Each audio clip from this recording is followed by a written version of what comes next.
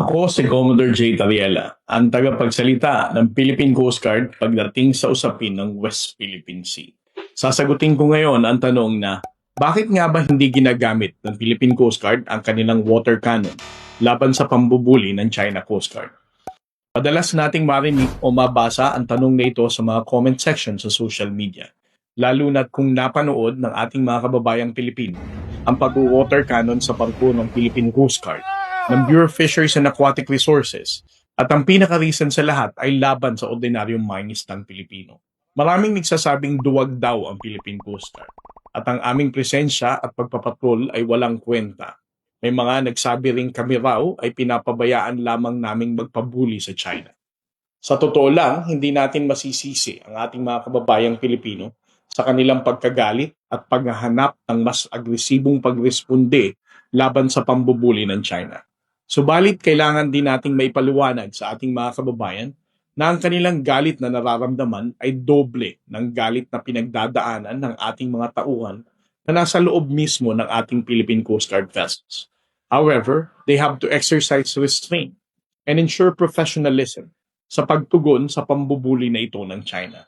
Hindi ito dala ng karuwagan, subalit ito ay pagpapakita ng kanilang profesionalismo at pag-unawa sa kung ano ang mas strategic action against China's bullying behavior. Ang pinakaunang dahilan dito ay dahil nga alam natin na ang China ay humahanap ng paraan para maisisi sa atin ang pagtaas ng tensyon sa West Philippine Sea. The moment we use our water cannons, the Chinese Coast Guard may have a justification to increase their aggression to the next level. Maaaring mas mataas na tensyon ang kanilang susunod na gawin at isisi sa atin ang kanilang aggressive response. Pangalawa, sa paggamit ng water cannon ay ano ba ang strategic objective, bakit natin ito gagamitin? Kung napapaligiran tayo ng 3 hanggang 5 naglalakihang barko ng China, at kung ang paggamit ng water cannon ay magiging dahilan para itaas ng China ang kanilang agresyon, hindi ba't mas logical to evade their bullying and proceed to a safer location? Panghuli at ang pinakamahalaga sa lahat ay dahil kinikilala natin ang tamang paggamit ng water cannon. Ito ay para makapagligtas ng buhay, hindi para manakit ng kapwa-tao at manira ng ibang barko. Ang ating mga water cannons ay nakareserba lamang sa makatao at mapayapang layon, tulad ng pagresponde sa mga sunog sa dagat at iba pang mga insidenteng katulad nito.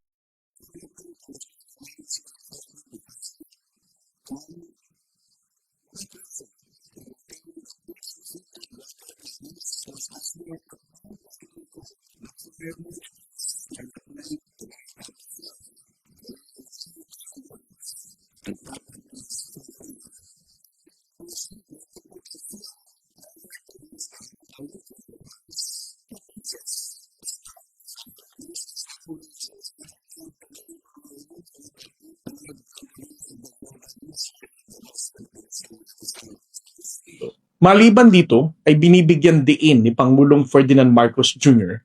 na hindi gagaya ang Philippine Coast Guard sa mga pamamaraang iligal at agresibo na maaaring magpataas ng tensyon. And we have no intention of attacking anyone with water cannons or any other such offensive, I would have to call them weapons. The last thing we would like was to raise the tensions in the West Philippine Sea. That's the last thing. And that will certainly do that. So hindi natin gagawin. We will not follow the Chinese Coast Guard and the Chinese vessels down that road. It is not the mission of our Navy, our Coast Guard, to start or to increase tensions.